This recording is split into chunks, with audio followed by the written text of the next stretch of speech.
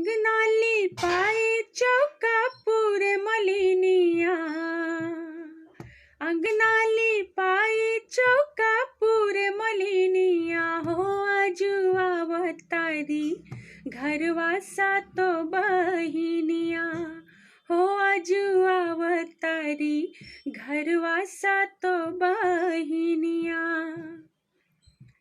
नीम के पतैया बहे शीतली बेयार हो। अढ़उल दवनवा माई के सिंगार हो।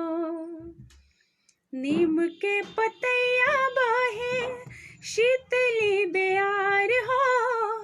अढ़उल दवनवा माई के सिंगार हो। एही से त खुश होली देवी मैया, एही से त खुश होली देवी मैया हो। आजुआ अवतारी घरवा सातो बहिनिया हो।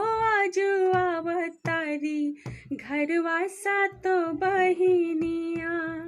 अंगनाली पाई चौका पूरे मलिनिया।